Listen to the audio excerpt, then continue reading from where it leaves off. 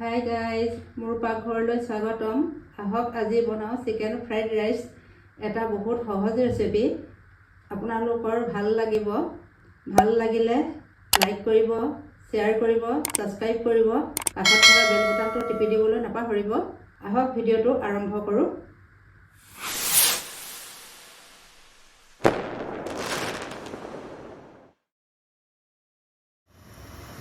এয়া মই এটা চচপেন পাতি দিছোঁ। চচপেনত মই 1 লিটাৰ পানী দিছোঁ। পানী মোৰ গৰম হৈ আছে। ৰাইচ বনাবৰ বাবে মই বাসমতি ৰাইচ লৈছোঁ। এয়া আধা ঘণ্টাৰ বাবে মই তিয়াই ৰাখিছিলোঁ। এতিয়া ৰাইচখিনি মই পানীত দি দিছোঁ। এচামুচ মই নিমখ দি দিছোঁ। এচামুচ মই ৰিফাইন অইল দি দিছোঁ। তেতিয়া ৰাইচবিলাক এটা এটা হৈ থাকিব। মই ভালদৰে মিলাই দিছোঁ। আপোনালোকে 100% কুক নকৰিব, 70% কুক কৰিব। এয়া মই চেক কৰি চাইছোঁ, 70% মোৰ কুক হৈ গ'ল। এতিয়া মই ৰাইচখিনি এনেদৰে এটা ফুটা লগা খৰাহীত উঠাই ৰাখিছোঁ।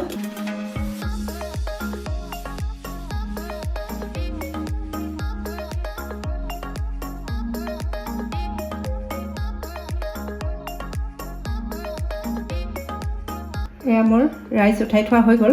এতিয়া মই 1 ঘণ্টা ঠাণ্ডা হ'বলৈ দিম। এখন মই নন ষ্টিক পেন বহাই দিছোঁ। ইয়াতে মই ৰিফাইন অইল দি দিছোঁ 2-3 চামুচ।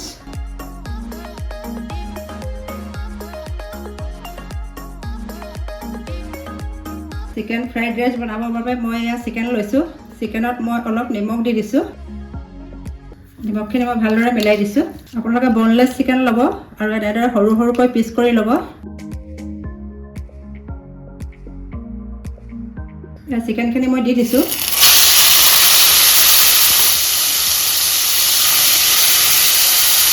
ধুনীয়াকৈ নিমখ দিছোঁ, অলপ পানী ওলাব।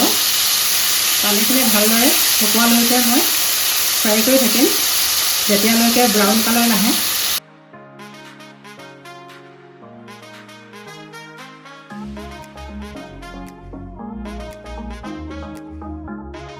অলপ কভাৰ কৰি দিছোঁ 2 মিনিটৰ কাৰণে।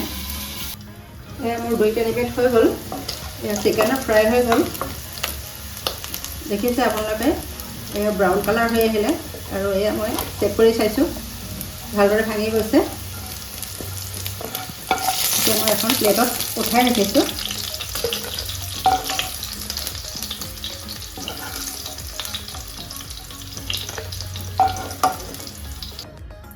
এয়া চিকেন ফ্ৰাই কৰা কেৰাহীখনতে মই পুনৰ অলপ ৰিফাইন অইল দি দিছোঁ। আগৰ অলপ তেল আছিলে। এয়া আধা ঘণ্টা মই ৰচুনখিনি দি দিছোঁ।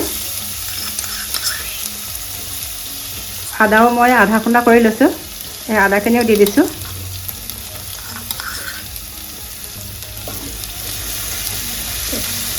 এয়া মই ভালদৰে মিলাই দিছোঁ। যিহেতু ৰঙচুৱা কৰিব নালাগে, এয়া মই ডাঙৰ পিঁয়াজ এটা সৰু সৰুকৈ কাটি লৈছিলোঁ। পিঁয়াজখিনিও দি দিছোঁ।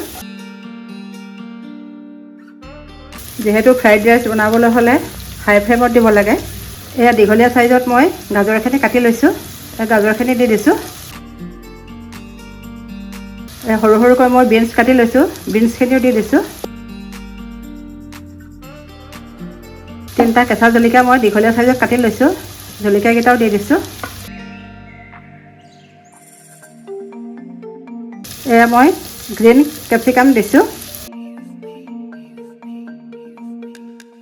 এয়া ৰেড কেপচিকাম দিছোঁ। আপোনালোকে 1 পৰা 1.5 মিনিট হাই ফ্লেমত ভাজিলেই হ'ব। এয়া দীঘলীয়া চেপত কাটি লোৱা মই বন্ধাকবিখিনি দি দিছোঁ।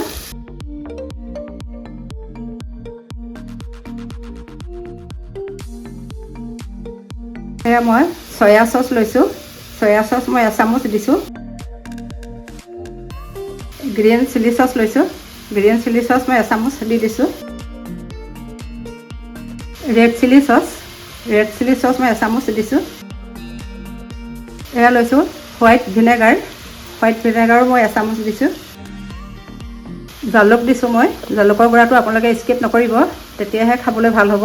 এচামুচ দিলোঁ মই জালুকৰ গুড়া। এতিয়া মই ফ্ৰাই কৰি লোৱা চিকেনখিনি দি দিছোঁ। এয়া ভালদৰে মিলাই দিছোঁ।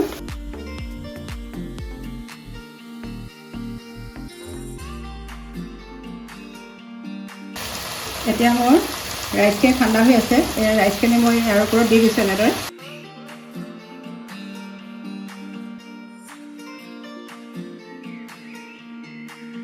ৰাইচ দি আপোনালোকে 1 মিনিট ফ্ৰাই কৰিলে হ'ব।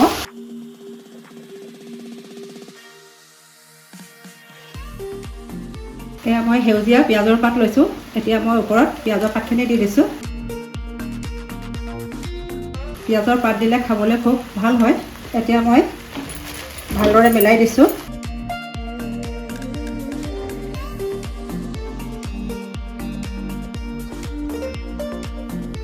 মোৰ মিলোৱা হৈ গ'ল। এতিয়া মই গেছ অফ কৰি দিছোঁ। ইয়াৰ এখন মই নন ষ্টিক টাৱা পাতি দিছোঁ। অলপ তেল দি দিলোঁ। ডেক'ৰেশ্যনৰ বাবে মই এটা কণী প'ষ্ট কৰি লৈছোঁ। ইয়াৰ ওপৰত অকণমান মই নিমখ ছটিয়াই দিছোঁ। এয়া মোৰ চিকেন ফ্ৰাইড ৰাইচ ৰেডি হ'ল। আহক আমি প্লেটিং কৰোঁ।